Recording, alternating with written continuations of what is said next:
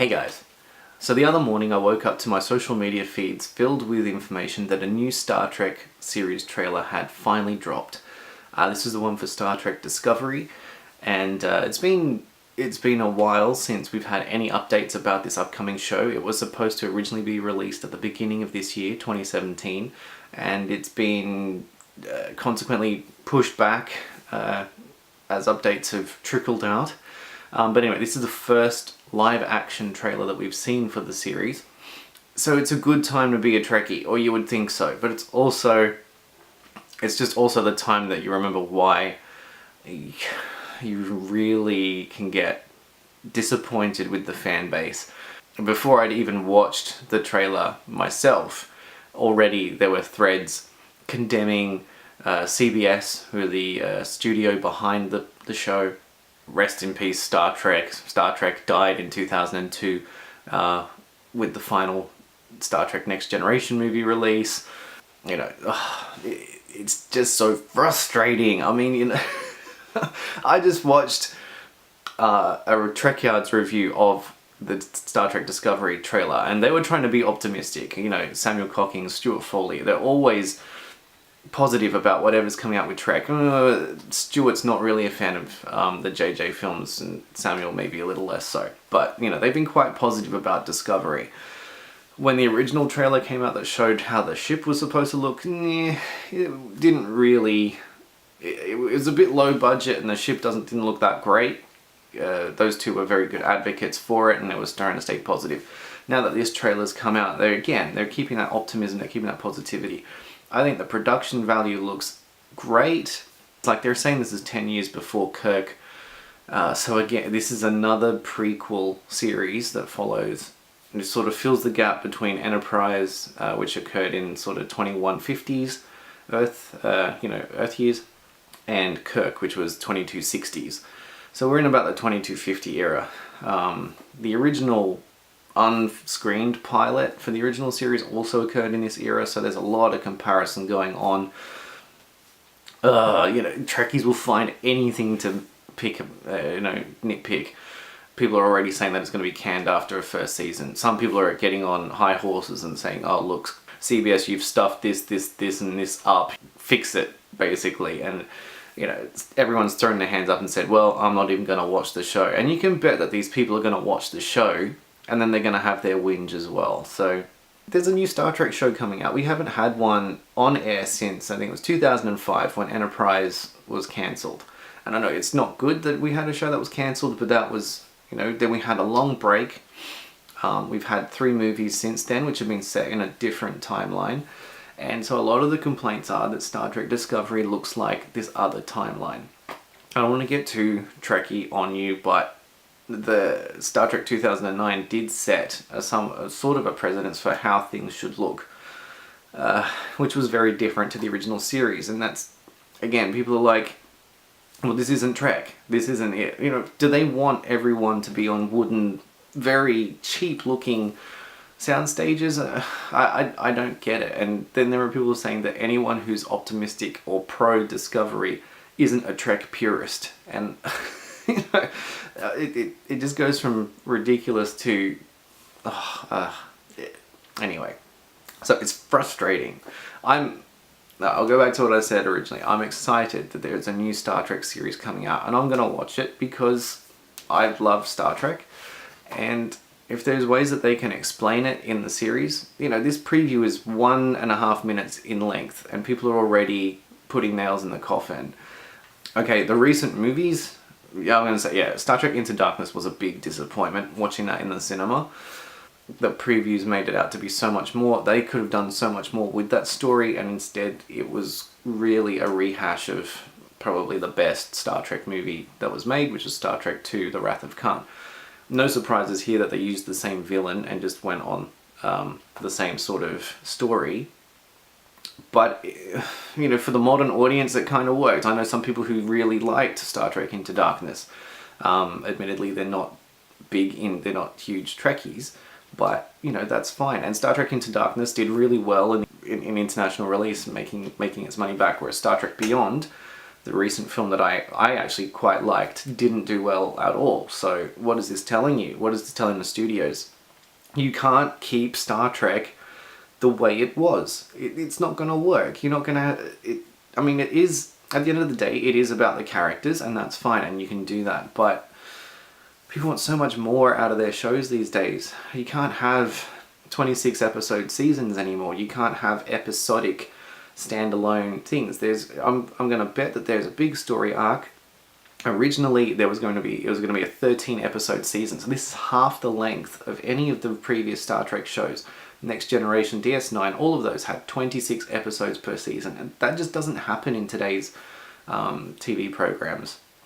So with higher production values, higher budgets, fewer episodes, I'm sure we're going to get some pretty rich storytelling. And if we don't, then I'll follow my sword later on and say, look, I was wrong. But I'm pretty sure that's the way they're going to go with it. And they've extended it too, so instead of 13 episodes, we're getting 15 apparently. And I'm sure that through that season arc, we're going to get some really good storytelling. There's going to be stuff that's going to keep you wanting to watch. I'm not expecting Game of Thrones in space, so I'm not expecting boobs and sex scenes and swearing and all that. But certainly I'm expecting it's going to be the stuff that we can do in 2017. It should look flawless. And I guess the other thing is that, you know, Star Trek, I feel, should push the boundaries a bit, as they did back in the 60s and with Next Gen. And DS9, certainly Deep Space Nine had some of the richest storytelling that Star Trek has ever seen. So yeah, what isn't there to be excited about? Oh, the Klingons don't look right. Well, the Klingons look like Klingons if you watch the preview. The uniforms don't look right. Well, I don't know. If we're going to whinge about everything, anything you can see in that preview, some Trekkie out there has pulled it apart and, you know, is ready to burn the producers at the stake.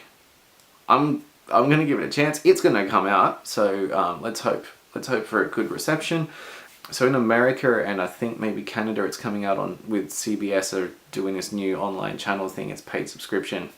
I think for the rest of the world, it'll come out on Netflix. So I don't have a Netflix account yet, but this is a good enough reason to get one. And I think they're looking at a September release. So I'm going to expect that there's probably going to be some more trailers as we get closer. Whatever's wrong with it, I'm sure I'll get over it. Some of these other people, ugh, my god. I like the trailer too. There's a strong focus on female lead characters.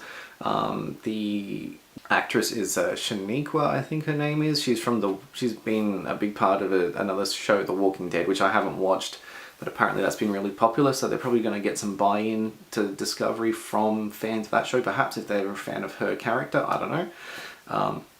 But it's good. It's good that we're going to have prominent female lead roles again. I think that's a good step. And Michelle Yeoh is starring as the captain of one of the ships in the show. Now, it's called Star Trek Discovery. We're led to believe that it's because the main ship of the show is going to be the Discovery.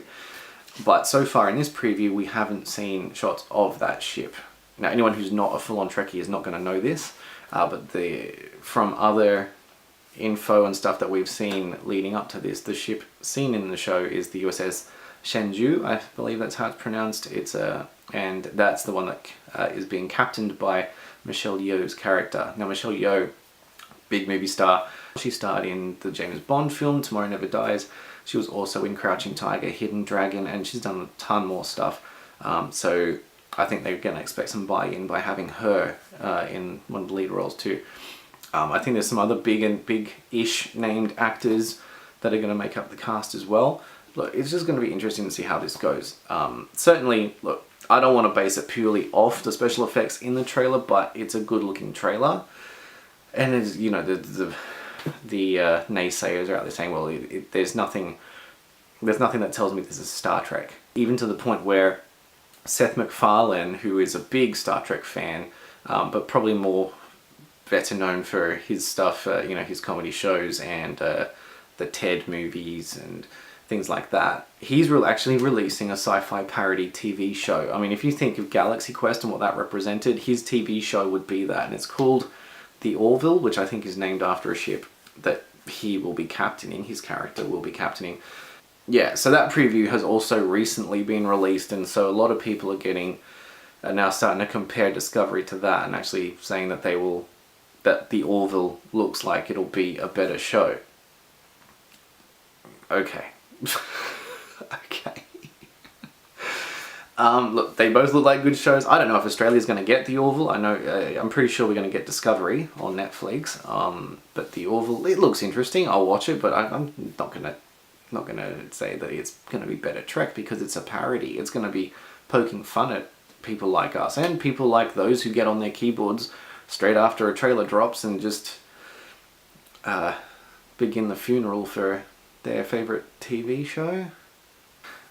I don't believe Star Trek is dead, and yeah, so as I've said, I'm excited that Discovery is coming out and it looks like it's going to be a really interesting show. I can't wait to see what they do with it. And yeah, I mean, I hope it's good. Just like I'm pretty sure all these haters are going to hope that it is actually better than they believe it is.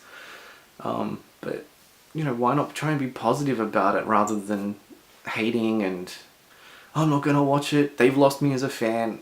How big a fan were you if a 1.5 minute trailer has put you off a show that's been around now for 51 years? Seriously, come on, you know, Star Trek has to evolve. Whatever fans, I suppose they do lose, they're hoping that they're going to get a new generation of fans out of this show. And that's what every show has done. Like, I'll bet maybe if the internet was around in 1985 or whenever Star Trek Next Generation was announced, maybe it was the same back then. Then Deep Space Nine came, then Voyager, then all the others. I remember the hate when Enterprise dropped and how everyone was... It's just like we've gone around in circles again. So I'm sure Discovery is going to do well as long as they write good stories. And yeah, it's an exciting time. Anyway, this was supposed to be a short one. I think I've made it quite long, just ranting. Look, I'm just going to see how it goes. And I've got to try and avoid reading the comment threads on any Star Trek Discovery related item because it's just all the same. Trekkie's gonna trek. Anyway, that's all for this one. I've got a few more things that I'm gonna vlog about though, and so maybe it won't be too long before I see you next. See yous.